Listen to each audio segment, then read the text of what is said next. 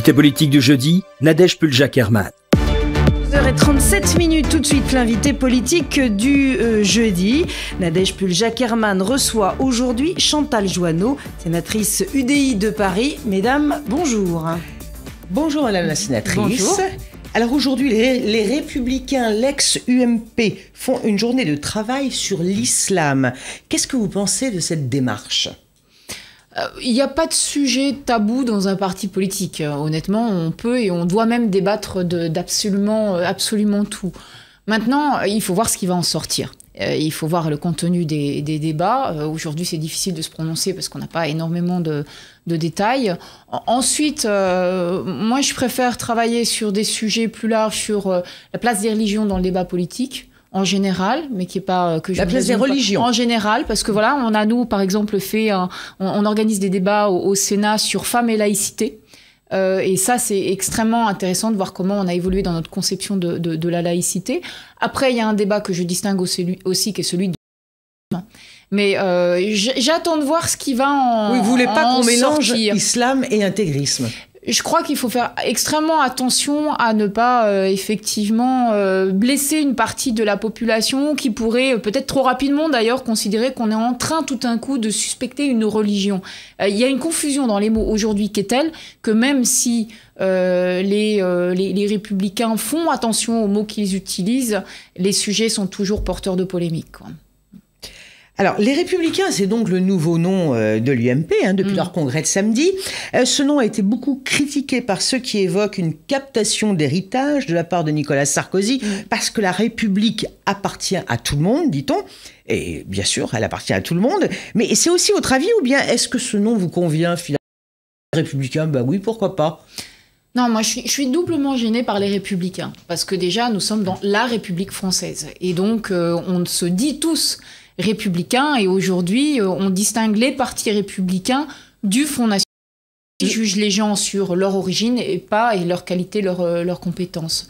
Donc, quand on dit aujourd'hui les républicains, on pense à l'ensemble des partis politiques hors extrême et notamment Front National. Et puis deuxièmement, moi, ce que je n'aime pas, c'est cette vision finalement politique où on se réfère à un modèle américain où on a d'un côté des républicains, de l'autre côté des démocrates. Et je pense que la vie politique aujourd'hui en France, elle est en train de s'appauvrir, voire de mourir de cette vision totalement dichotomique entre deux grands partis qui ne résument absolument pas la pensée politique des Français. Donc nous, dans notre parti, on se dit démocrate, on se dit et surtout indépendant. J'insiste sur le « i » parce qu'il y en a beaucoup qui veulent le gommer. Mais on ne résume pas l'ensemble des démocrates de France, et on considère qu'on a plutôt intérêt à une pluralité aujourd'hui des visions et des partis politiques, parce qu'on voit bien que personne, en plus, a la bonne solution face aux problèmes de la France et de l'Europe en général, que cette vision très étriquée d'avoir deux grands blocs politiques entre droite et gauche. Vous parlez de l'Europe, justement, ça me fait penser au roi d'Espagne. Hier, Philippe d'Espagne a demandé à la France d'être plus présente en Europe. Eh ben, il a raison. Il a vraiment raison. C'est-à-dire qu'aujourd'hui, nous, on est des Européens convaincus. C'est vraiment une marque de fabrique de liste. On le dit, on l'assume. On souhaite qu'il y ait une Europe fédérale avec un groupe plus restreint de pays qui ont envie d'aller de l'avant. Mais il a raison. Aujourd'hui, la France doit reprendre une place un peu plus active dans une Europe, justement, une avancée. Cette place très timide qu'on lui reproche si souvent. Alors maintenant, les Républicains, donc, puisque c'est le nom de l'UMP, est-ce que ça change quelque chose finalement, vous croyez ? Ah ben non. Non, alors, ça, je suis étonnée par ce choix de nom aussi, parce qu'avant, il y avait la notion d'union. Elle disparaît complètement des Républicains au moment même... Peut-être qu'ils considèrent que l'union est faite, donc c'est peut-être plus la peine de mettre union pour un mouvement Nicolas populaire. Sarkozy dit qu'il souhaiterait faire un grand parti qui unisse la droite et le centre. Ça, c'est le premier point. Deuxièmement, moi, malheureusement, ce que je constate, c'est que quand on se dit ou quand on est réputé avoir une parole centriste, on se fait siffler. Enfin, ça, honnêtement, c'est pas très encourageant sur une volonté d'ouverture des ex-UMP. Alors, vous seriez absolument opposé à une union de l'UMP et de l'UDI, alors ? Enfin, de l'UMP, pardon, là aussi, moi, je fais l'erreur. Des Républicains et de l'UDI. Le principe, aujourd'hui, d'une union, donc d'une création d'un grand parti de droite et du centre, ça, alors, fermement opposé. Si on fait que de la comptabilité politique, On peut constater que, hormis les présidentielles de 2007, ça nous a amené à tout perdre. Donc, on voit bien que ça fonctionne pas sur un plan purement électoral et de comptabilité et politique. Et puis, deuxièmement, ça permet pas à la diversité des voix de s'exprimer. Quand quelqu'un qui se dit centriste parle et qui se fait siffler, quand on est profondément européen, on a quand même face à soi des personnes comme Henri Guénaud, par exemple, qui sont pas franchement européens. Quand on est très... On a face à soi d'autres personnes qui vous disent « Ah ben non, surtout pas, parce que toi, avec ton écologie, ça suffit. » Donc, mais on va parler de l'écologie tout à l'heure, avec les pastilles de Ségolène Royal. La diversité des droites, il y a effectivement des personnes de droite et du centre qui sont très pro-européens, très branchés sur l'écologie, très libéraux aussi, et qui n'ont pas leur place dans cette logique d'union purement factice et purement comptable. Voilà qui est dit. Alors, on dit que Nicolas Sarkozy est fâché contre vous. C'est ce qu'on dit, hein, mais vous allez nous répondre à cela, peut-être. Parce que vous êtes fait élire au Sénat sous l'étiquette UMP, puisqu'à l'époque, c'était donc l'UMP. Ensuite, vous avez quitté... Et que l'UDI n'existait pas. Pardon ? Et que l'UDI n'existait pas. Et que l'UDI n'existait pas, et que vous avez rejoint l'UDI à la création de l'UDI fin 2012, hein, c'est bien ça ? Septembre 2012, hein, oui, si je me souviens bien. À la création de l'UDI, hein. Oui. Alors, est-ce que c'est vrai ? Est-ce que vous le voyez, Nicolas Sarkozy? Vous lui avez expliqué? Il vous a demandé de vous expliquer? Je l'ai revu depuis. Alors il est fâché? Contrairement à ce que une certaine droite parisienne porte, il ne m'a jamais demandé de m'expliquer dessus, parce que contrairement à ce que j'ai lu récemment une interview qui m'a un peu fait froid dans le dos, où la droite parisienne dit avec l'UDI les couteaux. Alors si on parle comme ça, qui est censé être un parti allié, je ne sais pas comment est-ce qu'on parle de ses ennemis, mais bon. Pour Nicolas Sarkozy, l'UDI est un parti allié. Donc il n'a jamais eu ce discours extrêmement virulent sur le thème.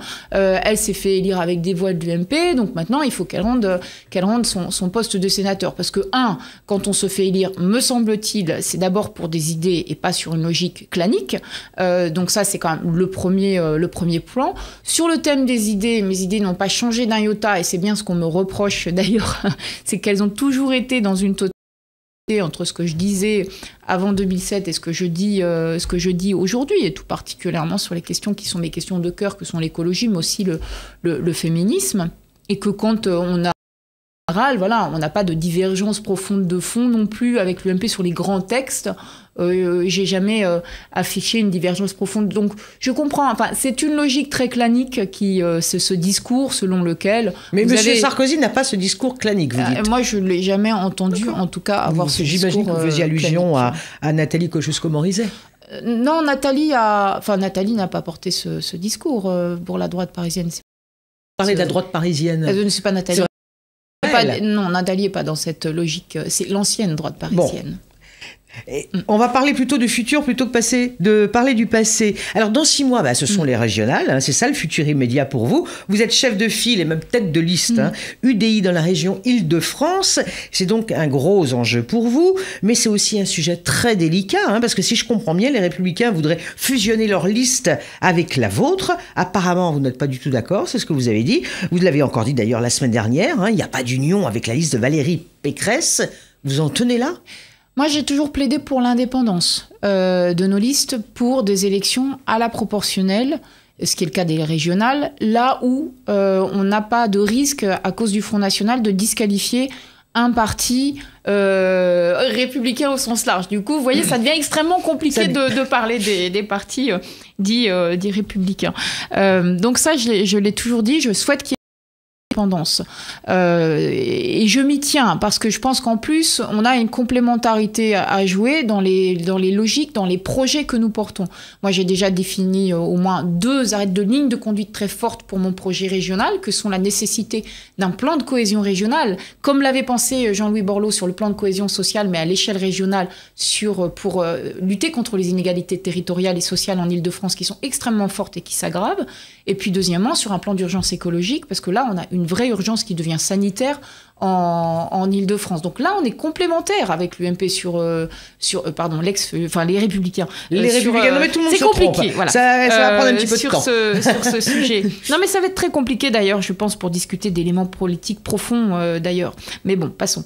Après, très honnêtement, et je le dis très franchement, c'est plus de faire demain, s'il le fallait, si mon parti me l'imposait, une union avec Valérie Pécresse qu'avec Laurent Wauquiez.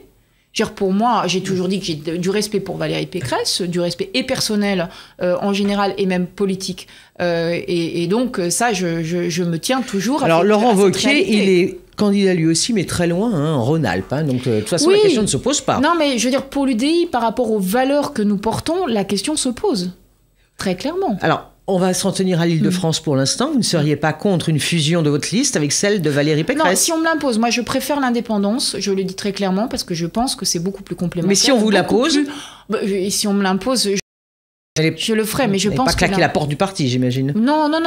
Puis je me suis dit, voilà, je veux dire, c'est pas Laurent Wauquiez, c'est pas Gérald Darmanin, donc c'est quand même beaucoup plus simple. Vous écoutez RCJ, il est 12h48. L'invité politique du jeudi est aujourd'hui Chantal Joanneau, sénatrice UDI de Paris. C'est Nadège Puljac-Hermann qui l'interroge. Alors, est-ce que pour vous, Claude Bartolone, le président de l'Assemblée, est un adversaire plus redoutable que ne l'aurait été Jean-Paul Huchon, le président sortant de la région Île-de-France?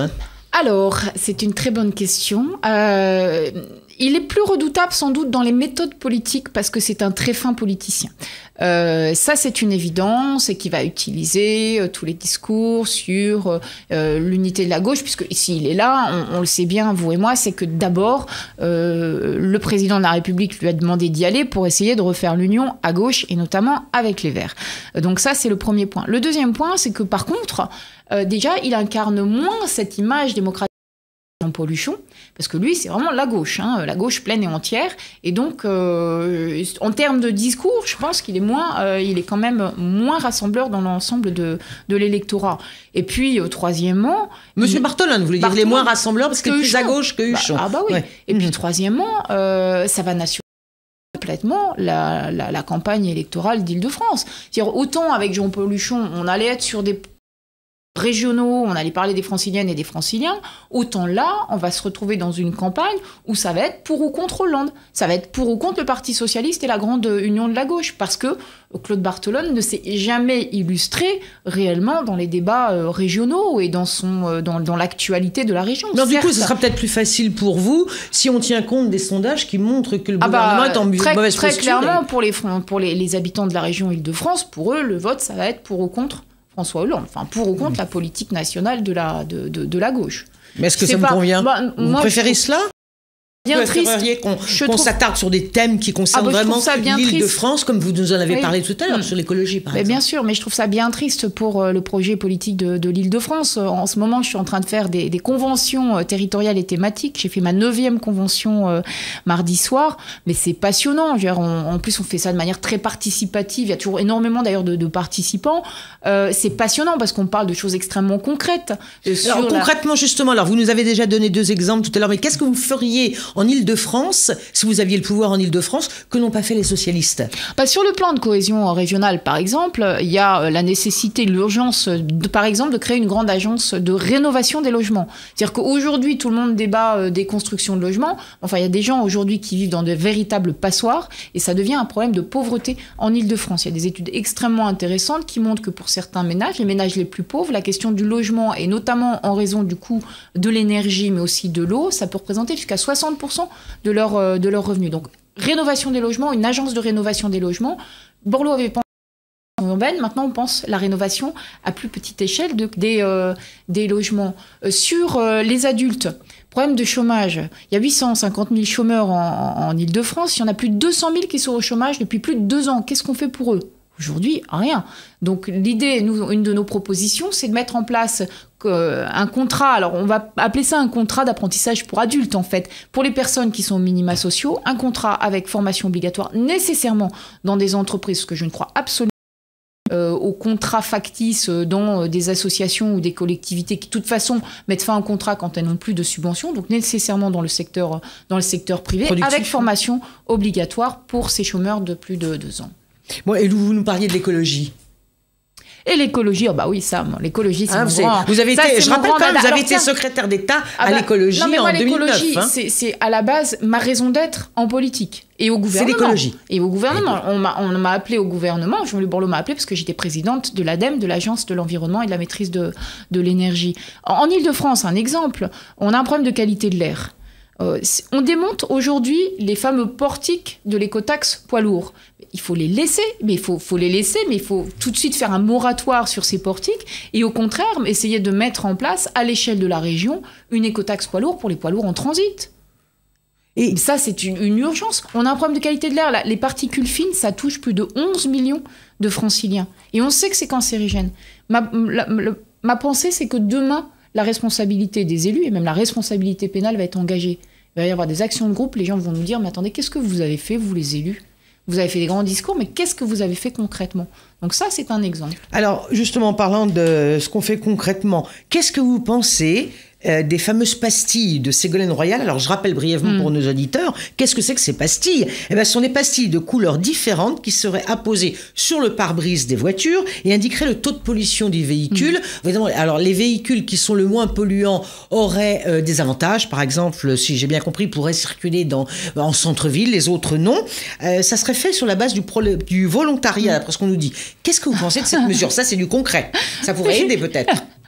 Je trouve qu'il y a un mensonge dans cette annonce, parce que... Mensonge, oui, non, mais il y a un mensonge. Soit ces pastilles sont effectivement purement volontaires, qu'on les mette ou qu'on ne les mette pas, ça change rien. Dans ce cas-là, ça change rien. Donc ça n'a aucun impact en termes de lutte contre la pollution. Ça pourrait changer quelque chose, puisque les voitures les moins polluantes, alors celle qui aurait la pastille, je ne sais pas si elle est jaune, cette pastille-là, enfin, aurait le droit de se garer, dans certains endroits, de circuler en centre-ville, et celle qui aurait la rouge ou la violette, enfin, j'imagine que personne n'ira demander sa pastille rouge ou violette, si ça les plus vilaines, c'est sûr. Oui, mais le problème, c'est les véhicules les plus polluants en termes de qualité de l'air. Et eux, soit effectivement, on les laisse circuler librement, pastille ou pas, dans ce cas-là, ça change rien en termes.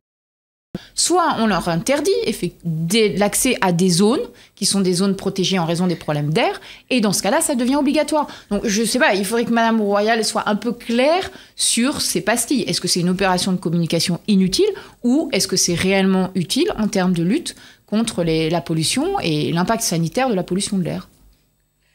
Alors, en décembre se déroulera à Paris la conférence sur le climat, apparemment, ne serait-ce qu'en France. Vous parliez tout à l'heure des personnes qui étaient, enfin, du danger des particules fines. J'ai un chiffre de 2000 morts prématurés chaque année en France à cause de la pollution. 2 milliards de coûts pour la société. 2 milliards de coûts pour la société. Bon, alors on donne 6 milliards de subventions aux énergies fossiles. C'est pas mal quand même. Oui, si on compare les deux chiffres, évidemment. Alors, en décembre se déroulera donc, je le disais, cette conférence sur le climat. Le président François Hollande a dit hier qu'on ne pouvait pas se permettre un échec. Il le martèle. Ce sera une menace sur le plan économique, apparemment sur le plan sanitaire aussi. Vous êtes confiante, il va en tirer quelque chose de cette conférence? Je pense que, je ne serai jamais un oiseau de mauvais augure sur les questions écologiques parce que je veux absolument qu'on réussisse. Et là, on n'est pas effectivement sur les bonnes pentes en termes de réchauffement climatique. On est sur les pires chiffres, mais je veux absolument qu'on réussisse. Cette conférence est mieux engagée que les autres. C'est-à-dire qu'on l'a fait vraiment sur la base de maintenant, vous y allez, vous vous y engagez, vous faites vos propositions. Aujourd'hui, comme vous le savez, tous les pays doivent dire quels engagements ils prennent. Ils doivent le faire jusqu'au mois d'octobre. Mais ça, on a déjà vu ça à Kyoto, si je me souviens bien. Non, à Kyoto, c'était différent. On imposait aux pays. Là, ici, on leur demande qu'est-ce que vous allez faire. Proposez-nous, faites-nous des propositions. On a 37 pays qui l'ont fait, dont l'Union européenne, évidemment. Donc, on est dans une démarche un petit peu inverse, beaucoup plus volontaire.